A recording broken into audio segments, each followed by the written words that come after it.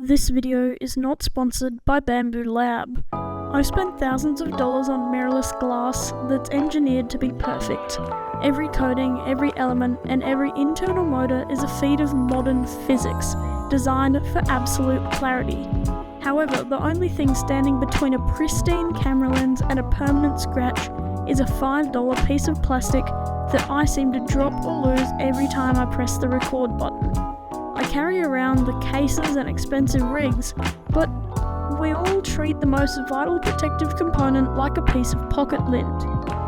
Usually, it does end up in my pocket, where it immediately starts to attract every stray thread and bit of dust. Then, when I put it back on the lens, I'm basically just transferring that debris directly onto the glass I worked so hard to keep clean. I call this effect buying the solution. Why have our brains been programmed to think that the only solution is one that comes with a cost? With my camera lens, it always gets buried somewhere in this drawer under my 3D printer. I always start to ask myself where I've put it, and that is enough to kill the momentum of a shoot. You've just finished shooting, and you realise you're holding a lens cap like it is just a piece of rubbish. It's a tiny bit of mental clutter, but these tiny moments add up to a creative tax I'm no longer willing to pay. I decided it was time to stop finding my own forgetfulness. I didn't want a fix that felt like an afterthought. I went online and looked at what was available. I'm sure you've seen the options. There are those lens leashes that look like handcuffs tethered to your camera. They clatter against the body, they get caught in the wind, and they completely ruin the clean silhouette of the rig. Then there are the clips that attach to your camera strap, but I never wear my strap, especially when I'm working in the studio.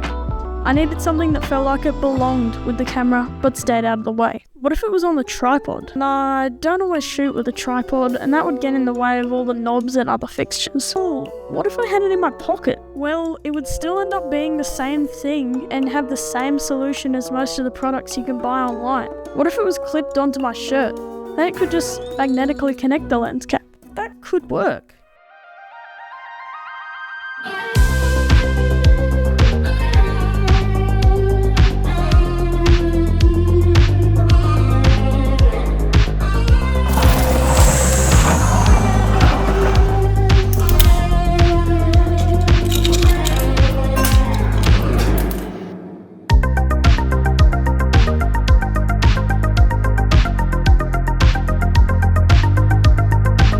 This is the finished product. I tried plastic on plastic using friction, but that feels too cheap, too scratchy. It lacks that premium tactile feedback that makes a tool satisfying to use. I wanted that nice snap sound. So I pivoted to magnets. The obvious problem is that lens caps are made of plastic. They aren't magnetic, and even this Canon lettering is just plastic. I had to find a way to give the cap a magnetic shell, so I decided to go with this closed, slide-over design that keeps the grips exposed and does not interfere with the camera when in use. But every magnet needs its partner, and that is where Docky comes in. Docky is the dock partner to the lens cap and clips onto my shirt using flexible, thin PLA. All you have to do is tap the lens cap against Docky and he will instantly become happier. For the type of magnets, I chose steel instead of another type for Docky because I didn't want the polarity to fight me. I wanted the cap to connect to Docky from any angle. The printing process took only one perfect first try, and that is just the way with these Bambu Lab machines. Printing all different types of plastic while leaving the printer unattended due to the AMS system that is available on all printers is simply amazing. Printing with these machines after switching from that of an Ender 3, it is so much better. If you are wanting to try out 3D printing, I strongly suggest from a non-sponsored standard that you pick up one of these machines instead of the normal Ender 3 Pro. Printing both Docky and his companion in a matte white PLA was essential to match the vibe of my studio. Now, my workflow is completely different. I step up to the camera, pinch the cap, and instead of searching for a pocket or clear spot on the desk, I just move my hand and tap it against my shirt. And most importantly, it's exactly where I expect it to be. When the shoot is over and I'm packing up, I don't have to go on a scavenge hunt. The cap is right there, waiting, with its friend. This isn't just about a $5 piece of plastic. It's about the philosophy of the workspace. We live in a world that is full of problems that we've simply learned to tolerate. We ignore the cable that drags across the desk, the tools that don't have a place, and we ignore the lens cap in our pocket.